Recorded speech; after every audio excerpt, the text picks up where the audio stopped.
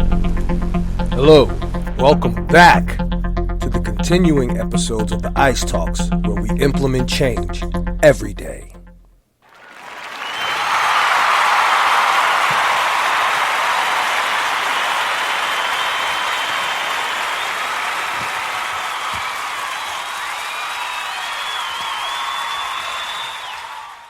Hello, hello, hello, hello, hello, hello, hello, hello. I hope that's at least one hello for all the months and a couple times for the weeks that I've been gone. I know I've been gone for quite a while. This is Harold S. Reed Jr., also known as hrjr, your motivational coach. If you don't know what motive action means, motive plus action equals results, and results equals success. Welcome back, as was said in the intro. Welcome back to the continuing episodes of the Ice Talks, where we implement change every day. Listen. Let me jump right into it. I know I've been away for quite some time, and I'm going to tell you exactly why. That's exactly what this entire episode of this podcast is about, explaining my absence, because I know some of you have been missing me. I've been getting the emails, I've been getting texts, I've been getting threatening. No, no, seriously. As you guys know, I was very heavy in the martial arts for the past couple years, and for the past several months leading up to the summer, leading up to June, I was in training for my first degree, black belt, as well as my son Justin in training, preparing to test for his junior black belt. So there was that. In addition to which, I had taken a trip to North Carolina back in March. And something said to me before I left to get on the road. I had about maybe 20 copies of my third book, Get Your Mind Right, 10 Lessons to Lead You Towards Success. I had about 20 copies just sitting in my office.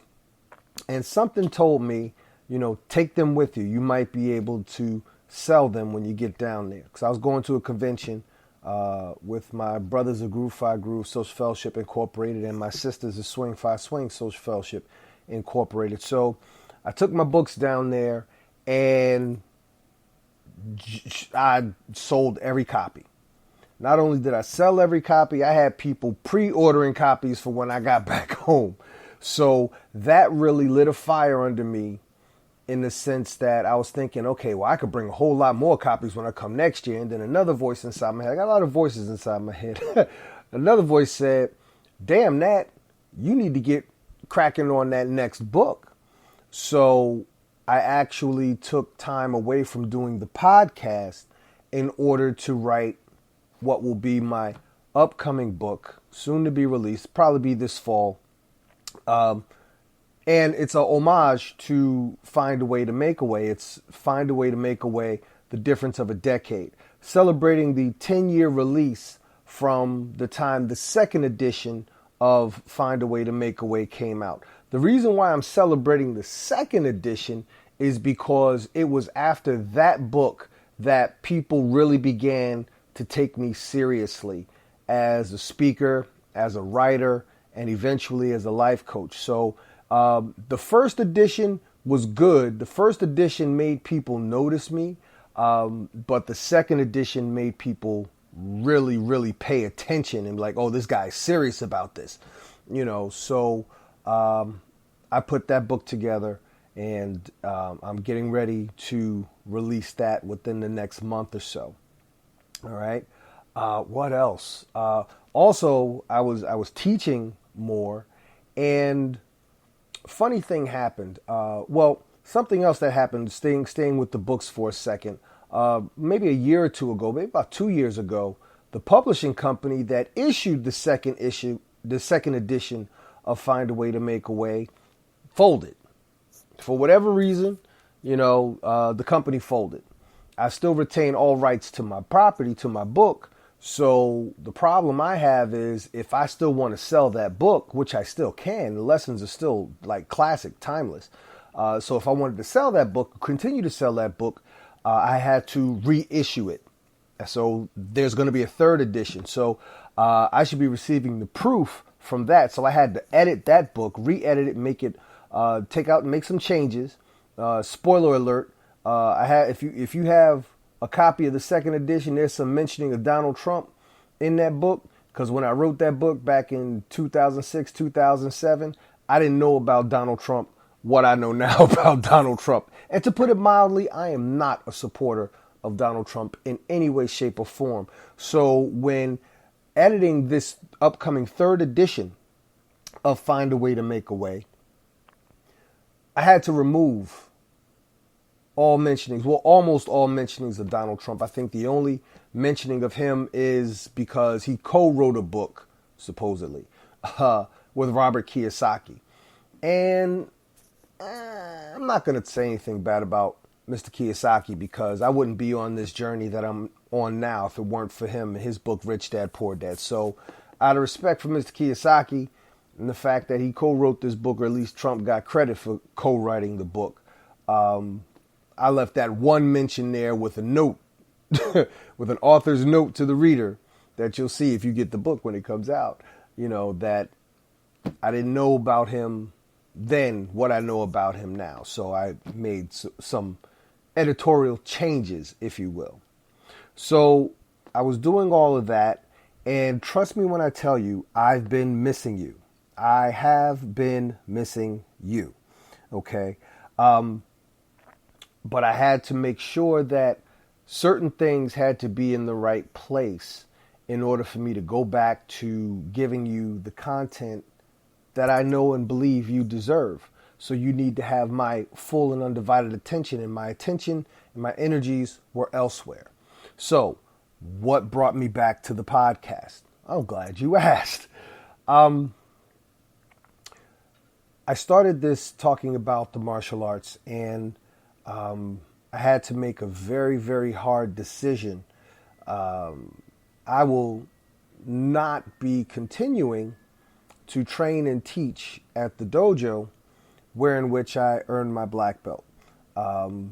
Justin will be continuing his training, but at another school. And basically, in a nutshell, the two primary reasons why this change had to occur. One, we signed up for 3 years. We got what we paid for and a whole lot more. So it's a whole lot of value attained by both Justin and myself. But we signed up for 3 years. Those 3 years are up end of this month. So I opted not to renew my contract. Here's the reason why I opted not to renew my contract. I was very deeply entrenched in the workings of the school, not just on the mat, but also on the business end, following a very great martial artist, a very great businessman, and that being the master instructor of the school, Xian Jose de Cervo. Love that man. Can't say nothing bad about him. But that man has a vision for his business. And it's a great vision, and it's helping a great many people. All right. But, and this is where we get into the crux of this podcast. Now that I gave you a whole 8-minute preamble of why you haven't heard from me, let me explain to you why you will now continue to hear more from me. I had to make the decision whether or not I was going to continue to help facilitate his vision or my own, facilitate my own vision, do my own thing, which is this, the podcast, my speeches, my writing, my coaching. I can't, the man is all full steam ahead on his vision. So you got it, it's a situation where you can't half step. You got to be all in, because this man is about his business, as am I. And I had to make the decision, was I going to be about his business, or am I going to be about my business? And as I explained to him, when I expressed my decision not to renew my contract, because he's a spiritual man, he's a religious man, so I knew he could relate to the scripture that tells us a man cannot serve two masters, women included as well. We can't serve two masters. You cannot serve two masters. The scriptures say you cannot serve two masters. You will love the one and hate the other, or you will hold to the one and despise the other. All right. So I can't give him what he requires because that would cause me to fail myself. And I couldn't go full steam ahead on what I want to do and not if I were to do that, I wouldn't be in a position to give him the attention that his vision desires. So I had to make the choice between him and myself, and obviously I chose myself. So what I want to share with you is there may come a time in your life when you have to make a decision if you are going to be the fuel to someone else. Oh, excuse me. Had a coughing fit. Sorry. So I had to make the decision whether you may have to make the decision whether or not you're going to be the fuel to somebody else's fire or if you're going to be the fuel to your own fire. All right. I have had more than one encounter in my life where I'm helping someone else fulfill his or her vision. When I started doing martial arts, I got called back to do internet radio. I got called back to help the station owner get a new show off the ground. And excuse me, I realized very quickly into this thing that he wanted what he wanted. He had his vision for this show, but he wanted to use something I had done when I was broadcasting regularly with him. And I realized that he wanted me to get it off the ground so that he could take it where he wanted it to go for him. And that just didn't work out, right? And that's where I came up with the phrase for myself, and you can use this as well if the situation arises. A castle can't have two kings. Okay, so I needed to walk away from that so he could do his thing, however he wanted to do it, because the secret sauce that he wanted me to add to it, he wanted to put some of his own ingredients in there, and you can't just be putting different ingredients in somebody's already perfected secret sauce. So I left him to do his thing. God bless him. Right? Now, where I am with the martial arts is not as intense. Like I said, I made the decision to do my thing and put my attention there. You may have to make a decision in your life whether or not you want to strike out and do your own thing, or do you just want to facilitate somebody else's vision. Think about it. Now, I'm not mad if you have a well-paying job. If you just making the ends meet and you have a job, if you work in 2 jobs, God bless you. Whatever you're doing to make an honest income and support yourself and your family and your loved ones, what have you, God bless you. But there may come a time in your life where you will have to make a decision. Are you going to keep trading your hours, time out of your life for whatever dollars somebody feels you're worth? Or are you going to learn whatever it is you must learn to educate yourself in whatever field or endeavor you want to pursue, so that you can be the one calling your shot, so that you can be the one telling somebody what they're going to pay you? I tell this story often. It's about my wife. When she had her very first paying photography opportunity, and she asked me, and this is before I became a speaker, coach, writer. This is before all of that. This is what led to that. My wife asked me how much she should charge the people. And it was during this time that I was reading Robert Kiyosaki's Rich Dad, Poor Dad. And I was beginning to learn the lessons of valuing yourself, valuing your time. And when I say value, not just enjoy yourself, love yourself, but be the one who puts a dollar amount on what it is that you do for yourself, you see. And so I asked her, how much is your time worth?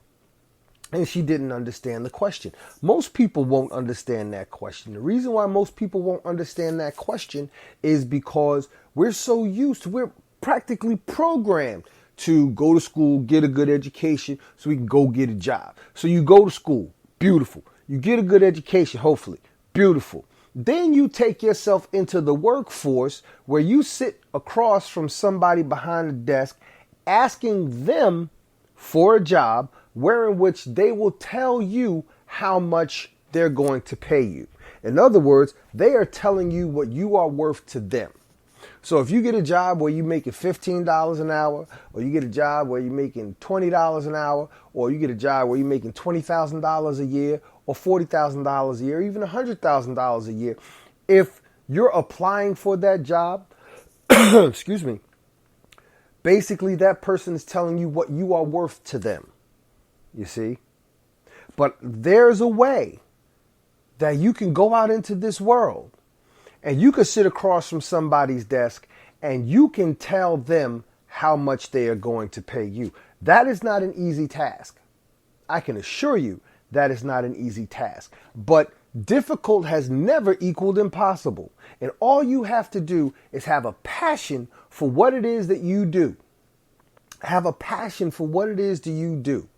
To the extent that you do it so well and you love it so much that you would do it for free, but you do it so well that people will pay you for what it is that you do. Perfect example would be my master instructor. All right. He has a business where people come in to the school, right? Because he teaches martial arts, character development, right? And he tells them what they are going to pay him for him to do what he does. And people pay it. All right. Somebody wants me to be their coach. If any of you want me to be your coach, guess what? I'm going to tell you how much you are going to pay for my services. If somebody wants me to speak for their organization or at their school, I'm going to tell that person how much they are going to pay me. It is very much possible for you to be able to call your own shots, for you to be able to value your time. Let me tell you what I told my wife when I asked her how much is her time worth, and she didn't understand the question. I asked her how much time it took for her to create the presentation she showed the people, where she had to edit the pictures and she created a whole PowerPoint presentation and added a soundtrack to it and everything. Basically had these people relive their wedding day, right? And I asked her, how much time did it take you to put all of that together? And she said about 8 to 10 hours. And so I gotta tell you what, take one of those hours, put a dollar amount on that hour, and then multiply it times 8 to 10 hours or 10 hours, whatever. All right. Now, I don't know what she charged them people, but I did tell her, you could charge them whatever you want to charge them and they'll probably pay it because you got something they can't get anywhere else. But if you rape them, you'll never hear from them again. They'll probably pay your price, but you'll never hear from them again. Charge them enough to where they know that they're paying for your value, but at the same time, they're not getting, raked over the coals. So again, I don't know what she charged them, but whatever she charged them, they paid it. They paid it, gave her referral business. She not only, gave them the pictures for their wedding, but they did the maternity pictures, the newborn pictures, the 6-month pictures, and I think even the first year pictures, as well as, like I said, referral work. All right. So, and now she's in business for herself. All right. This was back in, I want to say 2005, 2006, I think it was. So she's been in business for herself since then. And being able to inspire her, or at least advise her how to get started, was my inspiration to get myself started. And I put a lot of time, I put a lot of work into it, right? And then I stepped away, like I said, to do the martial arts, right? But I have to come back to what my passion is. I have to come back to what my vision is, you see? And what I want for you is I want you to find what you're passionate about. I want you to find something that you could create and call a vision of your own. And then I want you to find within yourself the fire, the desire, the drive, the tenacity to put your all into it, to crack open some books, learn something, study something. Hey, you can go into real estate. You could go into computer programming. Listen, my wife taught herself how to do graphic design, and now she's an award-winning, highly sought-after freelance book cover designer for romance novels. People fly her out once or twice a year to go to romance novel conventions so she could talk about how she designs book covers. And I'm sure she gets a lot of business from doing that, right? So what I want for you to be able to do is understand that even if you have a job that pays well, or if you just have a job, right? You have to have a vision of your own. You have to have a vision of your own, and you cannot serve two masters because you will love one and hate the other. So imagine if you're putting all your time, your effort, your energy, your time that you could be spending with your wife, your children, your boyfriend, your girlfriend, your loved ones, whoever. You're putting all this time that you could be spending with them into somebody else's dream. The work that you do facilitates the functioning of somebody else's business, and the person at the top of the food chain of that business, they get to go on vacation. Maybe 2-3 times a year. They get to go on their yacht. They get to go on their plane and travel to Europe, go to Bangladesh, wherever they want to go, because they can afford to do it, right? You got all these people who work for, let's say, what? Walmart, right? The Walton family, a bunch of billionaires. But the people who actually work in the stores scrambling for that $15 an hour or whatever it is that they're fighting for, benefits and so on and so forth, right? Same thing with Amazon. I remember seeing a video where this woman was crying because she wasn't making a lot of money working at Amazon, but Jeff Bezos, the owner of Amazon, had the nerve to be a multi-billionaire. Like, that's his fault. No, the man created a business. That man followed his passion. He followed his vision to create and make his vision manifest. Now, if only vision you have is to work for Amazon, if the only vision you have is to work for Walmart or whomever you work for, then you can't be mad at somebody else who's making the money off of their vision. You have to find your own vision, and you have to apply yourself to the manifestation of that vision. That's why I had to make the choice for myself to walk away from what could be, I could be making a mistake. Time will tell. You know, I'm sure if I made the decision to go back to my man, he would take me back. But I have to walk my own path. I have to follow my own vision. And I encourage you to walk your own path. Find your path. I don't want you to just go out there blind. I want you to take a look inside yourself and ask yourself, take stock of yourself. All right. That's what my last book, my third book, Get Your Mind Right, is about. Taking stock of yourself, where you are in your life right now. Right. And seeing if you're truly happy with where you are, with who you are. And if you don't find that you're happy with yourself, maybe the reason is you need to make a dynamic shift in who you are and what you're doing. Maybe you need to discover what it is that you would do for free because you love doing it so much, but you do it so well that somebody will pay you for it. Maybe it's braiding hair. Maybe you have to go and get yourself a cosmetology license or whatever the hairdressers or whatever do, barber license.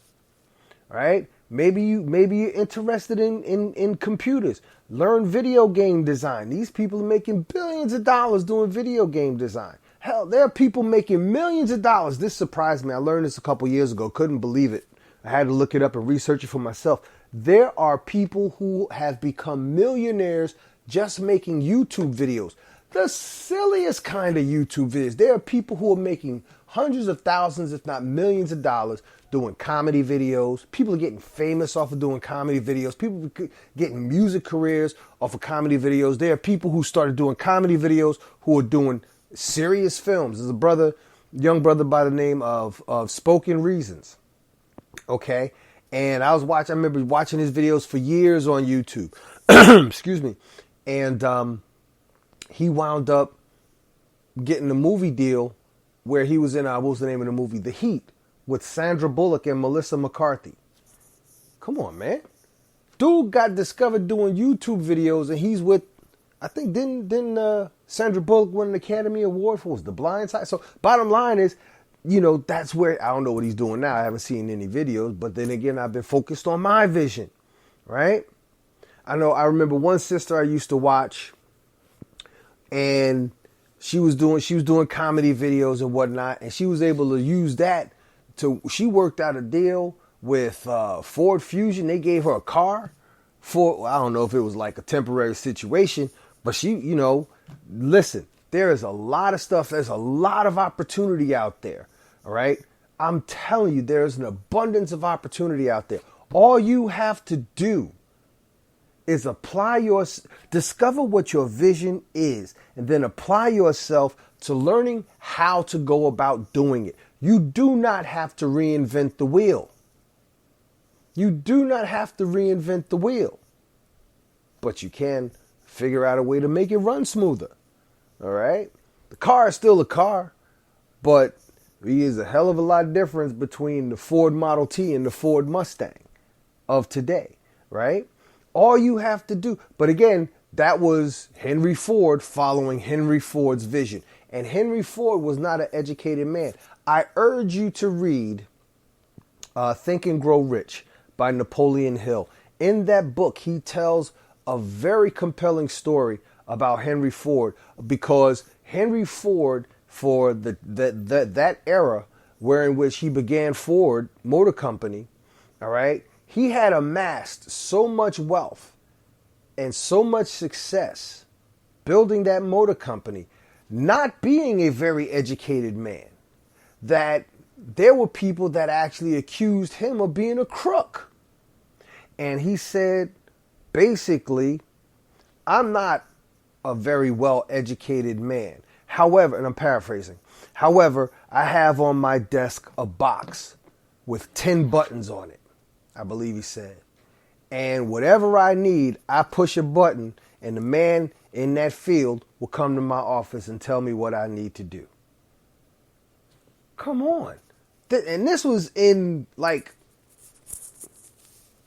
the early 20th century, 19th century, 18th, I don't know.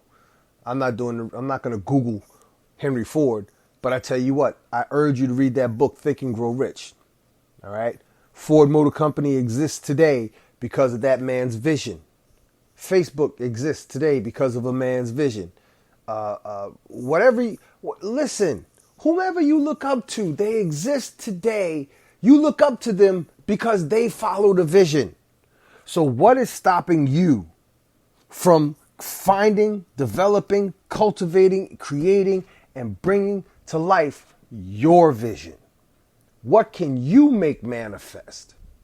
What can you do that can improve the life of yourself and those that you love? Listen, I'm back, and I'm back with a vengeance. So don't be surprised if this episode is followed up by another episode a few hours from now, because I have no limitations on how many episodes I could post. So if the spirit moves me, I will be talking. All right. I want to tell you that I love you guys. I miss you guys. All right. My website has been edited as well.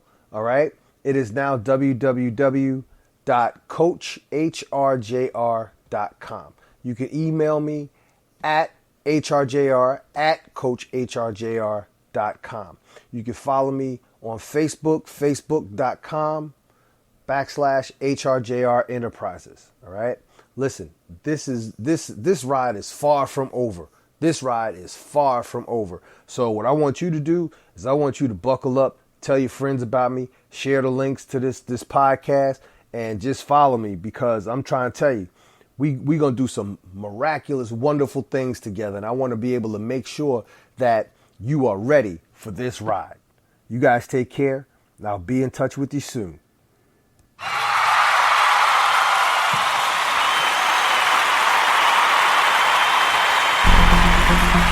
Thanks again for listening to another episode of the Ice Talks, where we implement change every day.